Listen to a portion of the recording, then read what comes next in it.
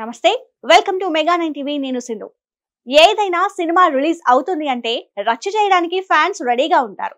మరి ఆ హంగామా ఖచ్చితంగా బెజవాడ నుండే ఉంటుందంటారు సినిమా లవర్స్. ఆంధ్రప్రదేశ్ లో ఎక్కువ సినిమా థియేటర్స్ ఉన్న రాష్ట్రంగా చెప్పుకుంటే అందులో విజయవాడ థియేటర్స్ ఎక్కువగా ఉన్న సిటీగా పేరుగాంచింది. సినిమా ప్రపంచానికి పుట్టినిల్లుగా చెప్పుకునే బెజవాడ ఆ సినిమా ప్రపంచానికి దూరమయ్యే పరిస్థితికి ఎందుకొచ్చింది?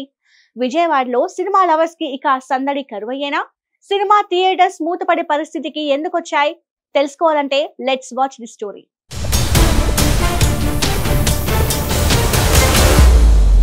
బెజవాడలో ఒకప్పుడు సినిమా రిలీజ్ అవుతుంది అంటే హడావుడి అంతా ఇంతా ఉండేది కాదు.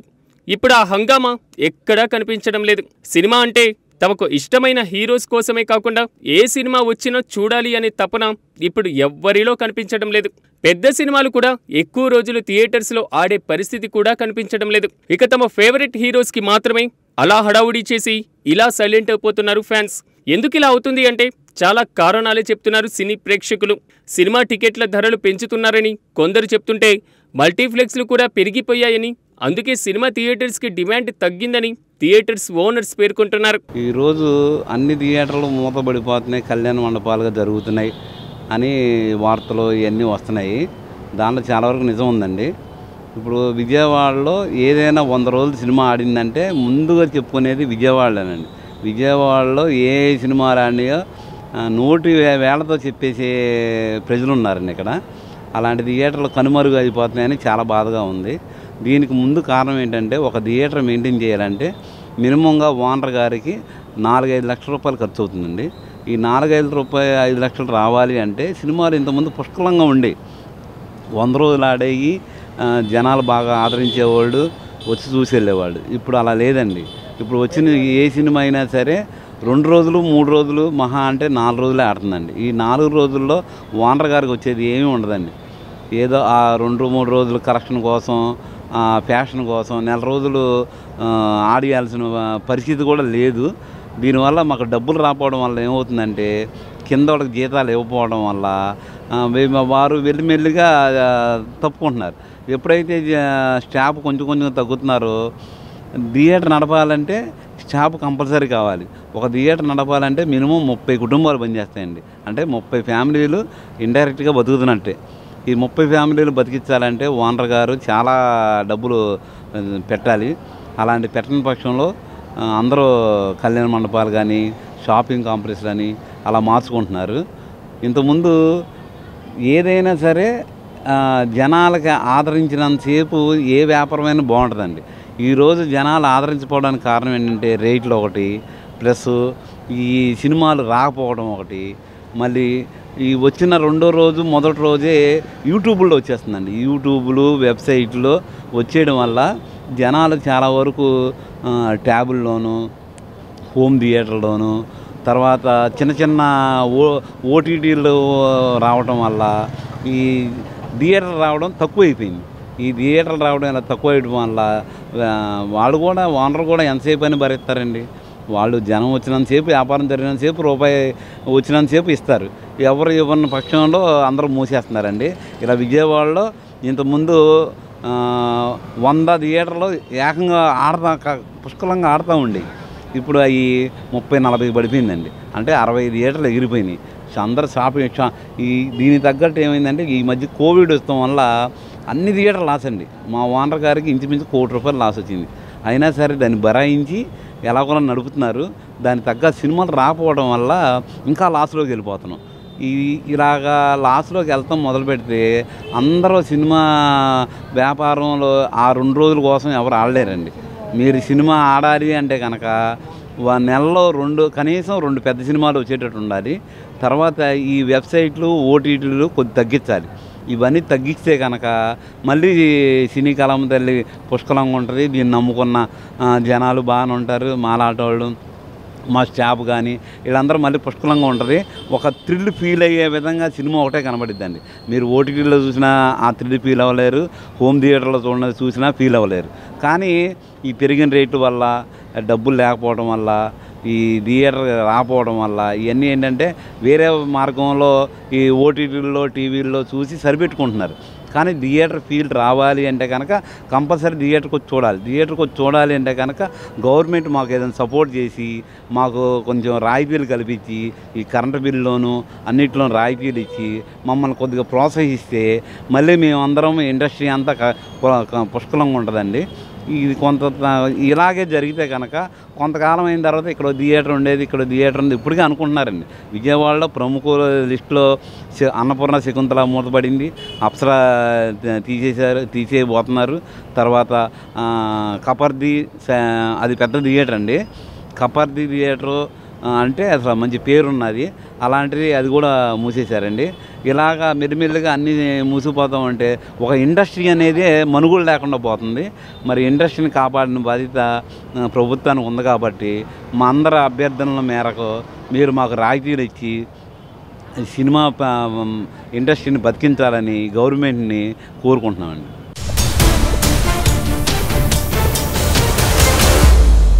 ఇక కరోనా మహమ్మారి కారణంగా పూర్తిగా కుదేలైపోయామని విజయవాడలో మాస్ థియేటర్గా పేరుగాంచిన 70 సంవత్సరాలు నడిపిన అన్నపూర్ణ శకుంతల థియేటర్ని కూడా కూల్చేయాల్సిన పరిస్థితి వచ్చిందని థియేటర్ యజమాని విచారం వ్యక్తం చేస్తున్నారు.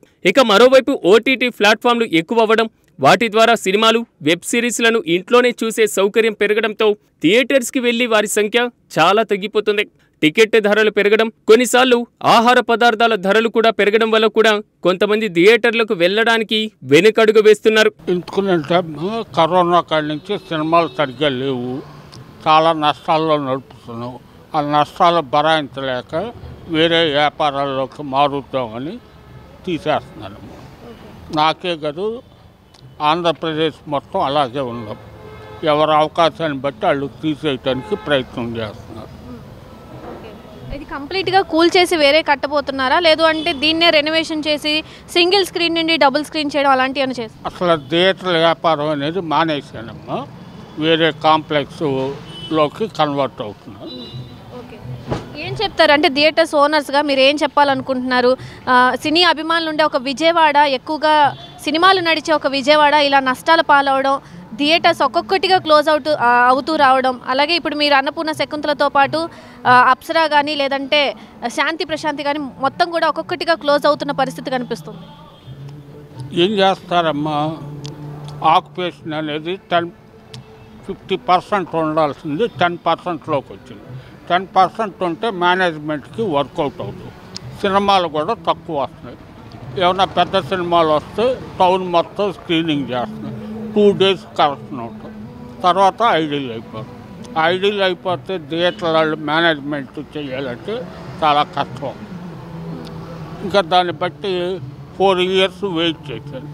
ఇంకా ఫర్దర్గా ఏమైనా డెవలప్ అవుతుందో అని చూస్తే అలాంటి అవకాశాలు నాకు కనపడలేదమ్మా. కాబట్టి నేను ఇంకా సినిమా హాల్స్ క్లోజ్ చేశాను. అంటే డిస్ట్రిబ్యూటర్ల పరంగా సినిమాలు రావడం తక్కువైందా, లేదంటే అభిమానులు రావడం తక్కువైందా? అభిమానులు తగ్గిపోయారమ్మా, ప్రోడక్ట్ తగ్గిపోయింది.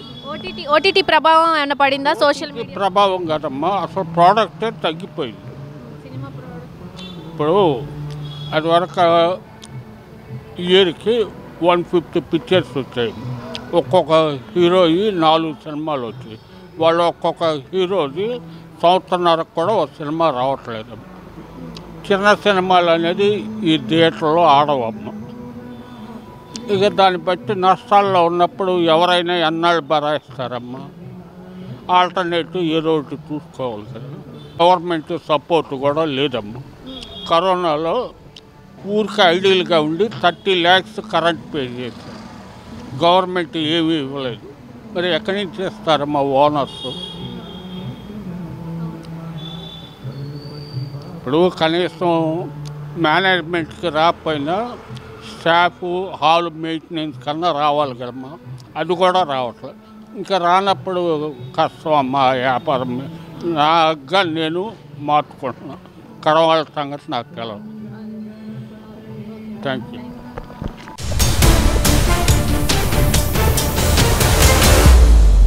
ఫేవరెట్ హీరో సినిమా రిలీజ్ లేదా తమ హీరో బర్త్డేని సెలబ్రేట్ చేసి థియేటర్ ముందు కాసేపు గోల చేసి వెళ్ళిపోతున్నారు అభిమానులు. రిలీజ్ ట్రెండ్ ఎక్కువవడం, కొత్త సినిమాల సంఖ్య తగ్గిపోవడం, ఇలా చాలా కారణాలే ఉండొచ్చు. ఏదేమైనా కావచ్చు, ఇప్పుడు నడుస్తున్నటువంటి థియేటర్స్ కూడా అంతంత మాత్రంగానే నడుస్తున్నాయి. ఇప్పుడు ఏ క్లాస్గా ఉండేది, ఇప్పుడంతా సినిమాలు సరైన సినిమాలు రావట్లా, సరైనవి మంచి సినిమాలు వస్తూ ఉంటే థియేటర్లో ఉంటాయి, ఏం లేవు, ఏదో ఒకటి కాలక్షేపం టైంగా వస్తున్నావు. కొన్ని సినిమాలన్నీ మంచిగా వస్తూనే ఉంటాయి. కాకపోతే ఏంటంటే రేట్లు కూడా కొంతమందికి అందుబాటులో లేవు, కొంతమంది కొనడానికి రావాలన్నా కానీ అది కూడా ప్రాబ్లమే. రేటు తగ్గించుకొని మామూలు రేట్లో ఉంటే వచ్చి కొత్త సినిమా వచ్చినా చూసి జనం చూస్తారు, లేకపోతే ఏముంది అది. ఓకే, ఓటీటీల ప్రభావం, సోషల్ మీడియా ప్రభావం, మరి సినిమా రిలీజ్ అవగానే పైరసీలో చూసేస్తున్నారు కదా, వాళ్ళ గురించి. రిలీజ్ అంటే అది అదొక క్రేజ్, ఏదో చూడాలి, కొత్త సినిమా చూడాలి, ఏదో చిరంజీవి సినిమా, నాగార్జున సినిమా ఇలాంటివి చూడాలని చెప్పేసి వచ్చే జనాలు కొంతమంది ఉంటారు. అది పైన తగ్గిపోతుంది, రాదు. అది ఇంతకుముందు ఏంటంటే ఒక థియేటర్లో 2 థియేటర్లు ఇచ్చేవాళ్ళు, ఇప్పుడు మొత్తం థియేటర్లు ఇచ్చిస్తే ఖాళీ అయిపోతుంది. అవునా? అందువల్ల ఏంటంటే లిమిటెడ్గా ఇచ్చుకొని దాన్ని చూపించుకుంటే బాగుంటుంది. పార్కింగ్ కూడా 30 రూపాయలు తీసుకుంటున్నారు. ఎక్కడ పెట్టాలి బళ్ళు? ఇదివరకు 10 రూపాయలు 5 రూపాయలు ఉండేది, 10 రూపాయలు ఓకే, 20 రూపాయలు చేసే దానికి ఓకే అనుకున్నాం. ఇప్పుడు పార్కింగే 30 రూపాయలు తీసుకుంటున్నారు. ఇంకది ఎవరికి చెప్పుకోవాలి? అయితే సినిమా థియేటర్స్ ఓనర్స్ కూడా లాసుల్లో ఉన్నారు. సినిమా థియేటర్స్ కూడా చాలా వరకు విజయవాడలో ఎక్కువగా సినిమా థియేటర్స్, అలాగే సినిమా ప్రేక్షకులు కూడా ఎక్కువ ఉంటారు. కానీ ఇప్పుడు ఇక్కడ క్లోజ్ అయిపోతున్నాయి, ఒక్కొక్క థియేటర్స్ కూడా నష్టాల్లో ఉంటున్నాయని కూడా చెప్తున్నారు. బాగా నష్టాల్లో ఉన్నమాట వాస్తవమే. అన్నీ సబ్జెక్ట్ ఉన్న సినిమాలు లేవు. పెద్ద పెద్ద హీరోలందరూ సంవత్సరానికి ఒక సినిమా నటిస్తున్నారు. పెద్ద హీరో సినిమా బాగుంది అంటేనే జనాలు థియేటర్కి వస్తున్నారు. ఓటీటీ ఎక్స్పీరియన్స్ వేరు, థియేటర్ ఎక్స్పీరియన్స్ వేరు. నేను ఇంతవరకు ఓటీటీలో ఒక సినిమా కూడా చూడలేదు, థియేటర్లోనే చూస్తాను. కానీ నేను సాటిస్ఫై అవ్వట్లేదు. వస్తున్నాను అంటే ఏదో టైంపాస్ కోసం అంతే, కాసేపు నిద్రపోవచ్చు. సినిమాల్లో ఎంగేజ్ చేసి ఎంటర్టైన్మెంట్ చేసే సినిమాలు లేవు. ఈ మధ్యకాలంలో చూసిన కోర్టు ఒకటి మంచి సబ్జెక్ట్తో తీశారు, అది బాగుంది. గతమాన్ని 3 రోజులేగా, శుక్రవారం వస్తుంది, ఆదివారం ఖాళీ అయిపోతున్నాయి. ఇక సోమవారం నుంచి మళ్ళీ వేరే సినిమా. ఇక పెద్ద పెద్ద హీరోల సినిమాలు అయితే రోజు టికెట్ 380 రూపాయలు పెట్టుకొని ఎవరు వస్తారమ్మా? అందుకని ఫ్యామిలీతో చూడాలనుకుంటే ఓటీటీ చూస్తారన్నారు. అది వాళ్ళ తప్పు కూడా కాదు. గతంలో గవర్నమెంట్లో రేట్లు పెంచను అని చెప్పాడు ఆయన, గత సీఎం గారు. అదే బాగుంది అనిపిస్తుంది నాకైతే. ఇప్పుడైతే ఇష్టమైన రేట్లు పెంచుకుంటున్నారు.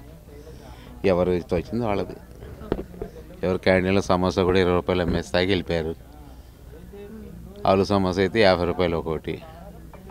ఇంకెట్లా బతికేది ఎట్లా సామాన్యుడు? ఇదివరకు దుర్గాకళా మందిర్ చూస్తే మీకు ఆటోలు, రిక్షాలు, ఓళ్ళని పెట్టేవాళ్ళు.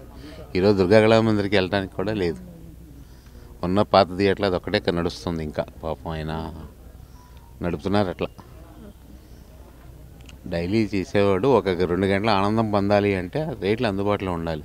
ఒక ఆటో రిక్షా వాడో, సైకిల్ రిక్షా వాడో ఏం చేస్తాడు సినిమా చూసుకొని 100 రూపాయలు టికెట్ పెట్టుకొని? వాడు రోజంతా కష్టపడినా అంత డబ్బులు రావు కదా వాడికి. అది నా అభిప్రాయం అయితే.